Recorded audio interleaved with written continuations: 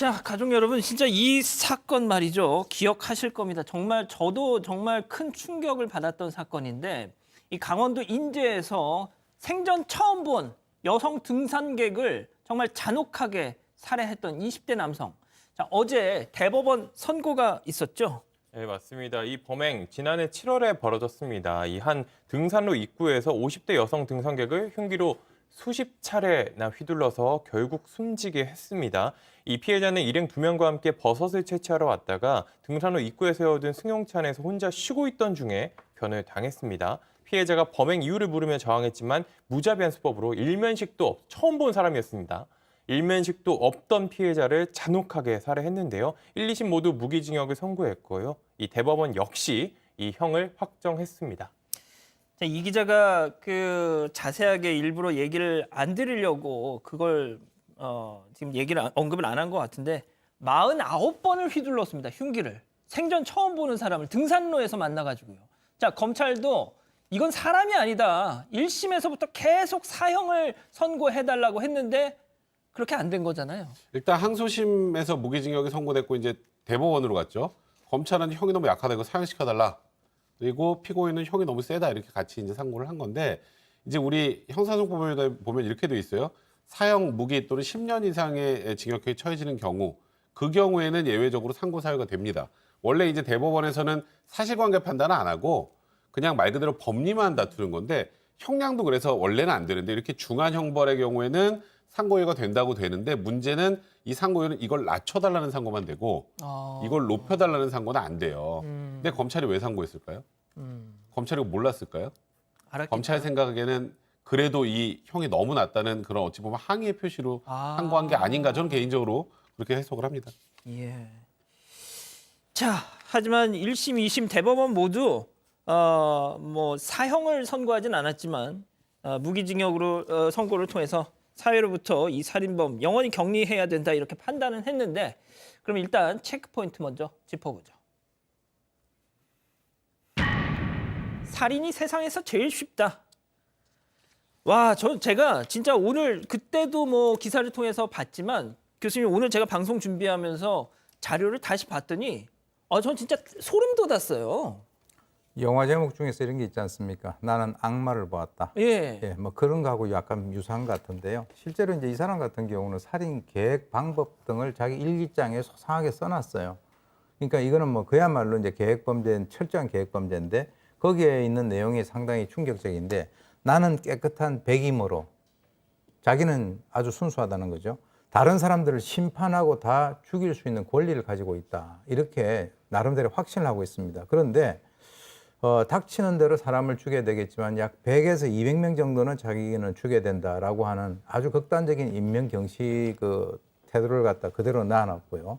근데 이렇게 뭐라고 해놨냐면 자기가 살인해봤는데 본인이 원래 예상을 했던 그런 흥분이라든가 재미, 죄책감 이런 것들이 별로 없더라. 그래서 내가 왜 이런 거를 갖다가 위해서 지금까지 시간을 낭비했지? 이렇게 자기가 써놨습니다. 그래서 전혀 죄책감이 없었고 본인의 어떤 냉혹한 태도를 유지를 했는데요. 이 사람이 가장 어떤 모델로 삼는 사람이 우리가 이제 구로동에 있는 모텔 한강 몸통 시신 사건의 주범인 장대호라고 지금 뉴스나 이런 데서 자기를 갖다 찍었을 때 V자를 그리고 했던 그 사람이 있어요. 그 사람을 자기 표본으로 삼았다. 저 지금 나오는 네, 저 사람이죠. 장대호. 예, 그리고 자기가 스스로 얼굴을 갖다가 이렇게 공개를 했고요. 그래서 2심 재판부 같은 경우는 저자가 롤모델이었다는 겁니까? 그렇습니다. 그러니까 아주 뻔뻔한 거죠. 그래서 피고인이 수감 기간 동안에 교화되지 않을 가능성을 배제할 수 없다. 즉 교화 안 될 것 같다는 거고요. 만에 하나 이 사람이 현재 가지고 있는 살인 욕구라든가 이 충동을 그대로 가지고 있는 상태에서 사회로 복귀를 했을 때 도대체 어떤 일이 발생할지 도대체 예상을 하기 어렵다라고 한다면 사회로부터 철저하게 격리를 할 필요가 있다 이렇게 얘기를 하는데 사실 이 사람 같은 경우는요 나오게 되면 재범 가능성은 거의 99.9% 정도다 저는 그렇게 봅니다. 네. 자, 지금 교수님이 설명을 해주셨지만 저는 저 사람의 그 범행 직후에 저자가 쓴 일기장 문구 중에 가장 소름 끼치는 게 살인 해봤더니 이거 생각보다 흥분되지도 않고 재미도 없고 아, 이런 거 하겠다고 내가 지금까지 왜 이렇게 시간을 낭비했는지 몰라. 야, 진짜 박 변호사님. 그리고 말이죠. 이자가 그냥 어떤 걸 계획했냐면 연속 살인, 그렇죠. 연쇄 살인과는 다른 거잖아요. 약간 달라요. 우리 예전에 연쇄살인하고 연쇄살인 막 혼동해 쓰기도 했는데 연쇄살인은 연속이 끊기는 겁니다. 계속 띄엄, 살인을 띄엄, 하긴 띄엄, 하는데 띄엄. 2회, 3회, 4회 살인하는데 띄엄띄엄 하는 거고 그 흥분이 단절된 다음에 하는 걸 연쇄라 그러고요. 연속은 그 욕망이나 흥분이 계속 연속적으로 계속되는 겁니다. 그 자리에서 그냥 다 그렇죠. 이 몰살을 하는 거 사람이 아닙니까? 지금 문제가 있는 게 여러 명을 살해해야 되겠다 생각을 했는데 연쇄살인을 하기에는 CCTV라든지 이런 게 좀 어렵기 때문에 우리나라 시스템 많잖아요. 연속살인을 해야 되겠다.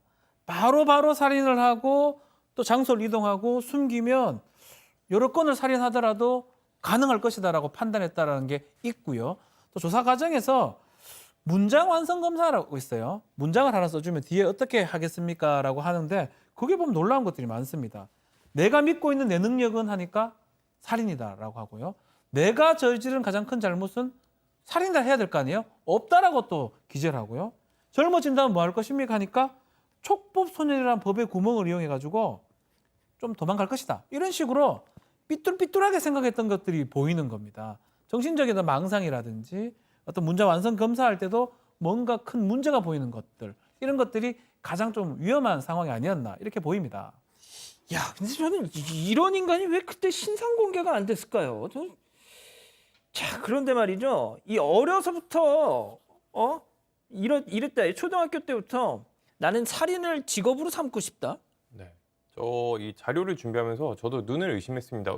어떻게 이런 생각 갖고 이런 말을 할 수 있는 인간이 있을까라는 생각을 했는데 초등학교 고학년 때부터 사람을 죽이는, 살해하는 일을 직업으로 갖고 싶다 이런 이야기를 적었습니다. 말이 안 되는 소리죠. 그리고 실제로 이거를 실행에 옮기기 위해서 고등학교 3학년 그리고 대학교 1학년 무렵에는 대검을 샀고 큰 칼을 산 거죠. 큰 칼을 산 다음에 살해 대상을 직접 물색하기도 했다라고 합니다. 그 당시에는 이어지지 않은 것 같은데 그 이후 군복무 시절 그리고 제대 이후에는 스스로 고하는 살인 장치를 개발을 했어요. 이걸 가지고 이제 사람을 살해하겠다 이런 거를 일기장에 그림으로 다 적었습니다. 그리고 이 본인이 사람을 살해하기 위해서는 신체적 능력이 뛰어나야 된다고 생각을 했나 봐요. 그래서 뭐 합기도 그리고 파쿠르라고 하는데 이렇게 막 여기저기 뛰어다니면서 맞아요, 신체적인 능력을 극대화하는 그런 저런 식입니다. 저렇게 건물 같은 거 뛰어다니는 거죠. 저거는 맞아요. 정말 이 극한의 이제 신체 능력을 갖고 있어야 가능한 거거든요. 저런 것까지 하면서 자신의 신체 능력을 오롯이 살인을 하기 위한데 자신의 신체 능력을 극대화하게 했고요. 실제로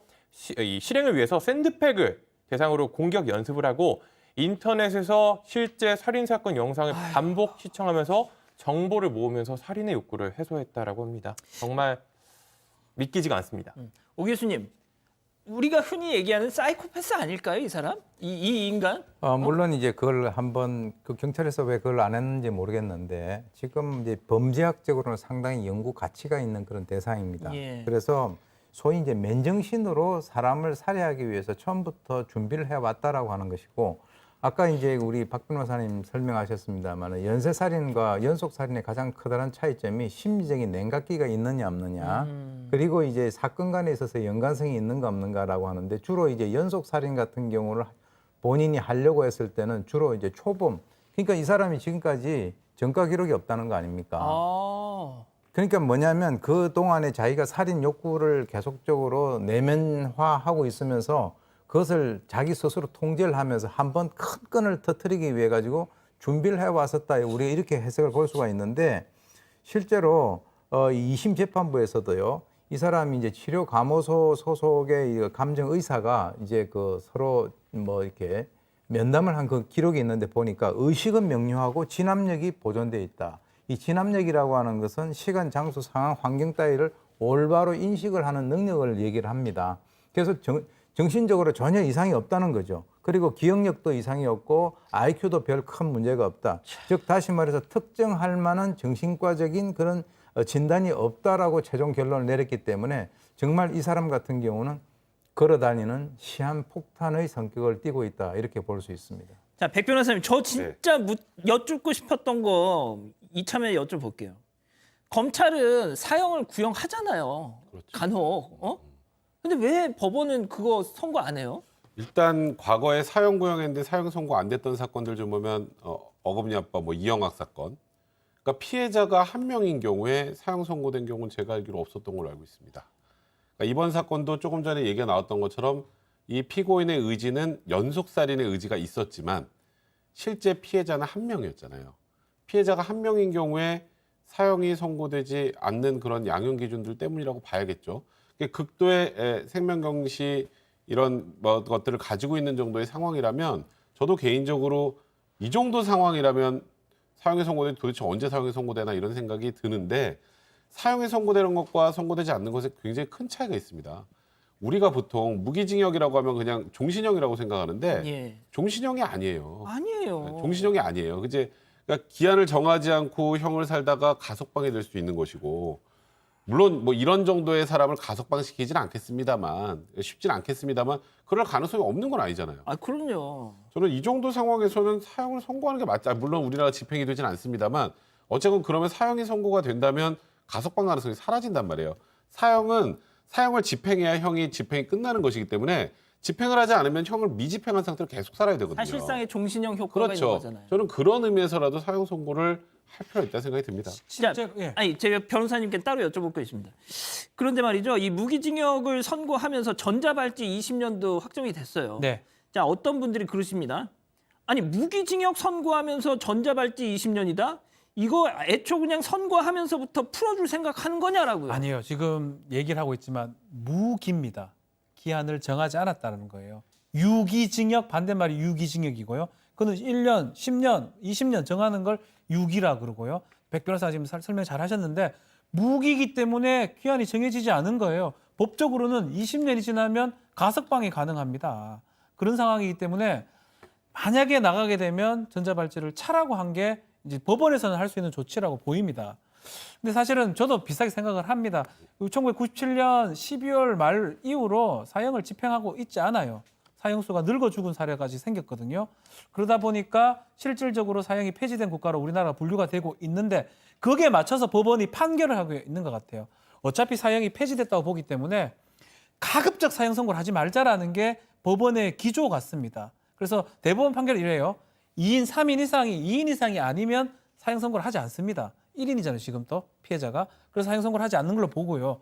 그렇지만 저도 백 변호사 똑같이 생각하는데 무기징역하고 종신형은 다른 거거든요. 가석방 없는 무기징역이라면 가능한데 이거는 언제든 시간이 지나가지고 가석방이 가능하기 때문에 이런 상황에서 지금 법적인 공백이 생긴 거고 사형은 집행하지 않고 있고 무기징역은 지금 선고하고 있고 그래서 법원에서 어차피 사형 선고 안 할 거, 집행 안 할 거 선고를 하든지 가석방을 못하게 하다든지 이런 입법적 조치는 좀 필요하지 않을까 조심스럽게 제안을 좀 해봅니다. 이 사람이 나와가지고 추가적인 피해자가 생기면 누가 책임지죠?